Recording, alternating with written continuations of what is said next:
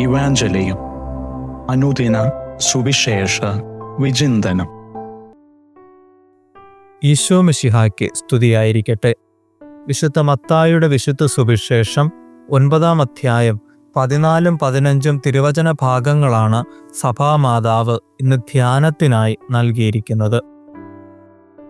അന്നം മനുഷ്യനൊരു ധ്യാന വിഷയമാണെന്ന് പഴയ നിയമ ചരിത്രം മുതൽ അവിടുന്ന് പഠിപ്പിക്കുന്നുണ്ട്.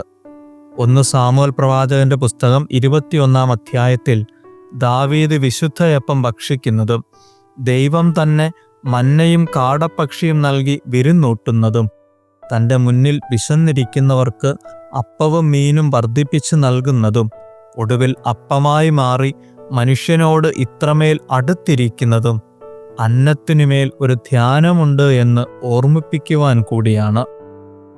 ഇന്നത്തെ സുവിശേഷത്തിൽ യോഹന്നാന്റെ ശിഷ്യഗണം യേശുവിനോട് ചോദിക്കുന്നു, ഞങ്ങളും ഫരീസയരും ഉപവസിക്കുകയും നിന്റെ ശിഷ്യന്മാർ ഉപവസിക്കാതിരിക്കുകയും ചെയ്യുന്നത് എന്തുകൊണ്ട്? മണവാളൻ കൂടെയുള്ളതുകൊണ്ട് എന്ന് അവിടുന്ന് നൽകിയ മറുപടിയിൽ അവർ സംതൃപ്തരായിരിക്കുമോ? മണവാളൻ കൂടെയുള്ളപ്പോൾ മണവാട്ടി സന്തോഷിക്കുകയും ആഘോഷിക്കുകയും വേണം. ശിഷ്യന്മാർ ആ ആനന്ദത്തിൽ മതിമറന്നു കാണണം. എന്തെന്നാൽ നൂറ്റാണ്ടുകൾ മുൻപ് മുതൽ രക്ഷകന് വേണ്ടിയുള്ള കാത്തിരിപ്പ് അതിൻ്റെ പൂർണ്ണതയിൽ കണ്ണുകൾ കണ്ടുകഴിഞ്ഞു. അവർ അവിടുത്തെ അനുഭവിച്ചു കൊണ്ടിരിക്കുന്നു. ഈശോ വെളിപ്പെടുത്തുന്നു, നിങ്ങൾ ഇതുവരെ ഉപവസിച്ച് കാത്തിരുന്ന രക്ഷകൻ കൂടെയുണ്ട്. അവിടുന്നിലേക്ക് കൂടുതൽ അടുക്കുവാനും അവിടുത്തെ സ്വീകരിക്കാനുള്ള ഒരുക്കവുമായി ആണല്ലോ നോമ്പുകാലം നാം ആചരിക്കുക. പ്രായശ്ചിത്തത്തിലൂടെയും പാപപരിഹാരത്തിലൂടെയുമൊക്കെ അവിടത്തേക്ക് വേണ്ടി നാം കാത്തിരിക്കുന്നു. ക്രിസ്തുവിൻ്റെ 2-ാം വരവിനായി കാത്തിരിക്കുമ്പോൾ അന്നന്ന് നൽകിക്കൊണ്ടിരിക്കുന്ന അന്നത്തിലും നാം ധ്യാനിക്കേണ്ടതുണ്ട്. ആ ധ്യാനത്തിൻ്റെ പേരാണ് ഉപവാസം.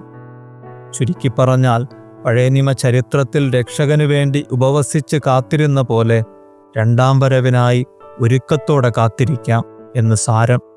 അന്നം വർജിക്കുന്നത് ഒരുക്കത്തിൻ്റെ സൂചനയാണ്. ലോകത്തിൻ്റെ വിശപ്പിനും മുകളിൽ ദൈവമേ നീയുണ്ടെന്ന ഓർമ്മപ്പെടുത്തൽ.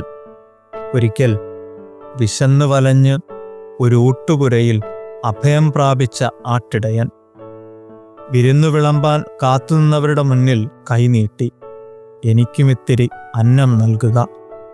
നല്ല മനുഷ്യർ സ്നേഹത്തോടെ ആട്ടിടയനെ വിരുന്നിനിരുത്തി. വിരുന്ന് വിളമ്പി വച്ചു.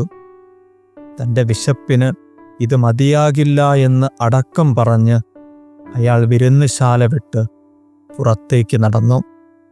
ആമേൻ.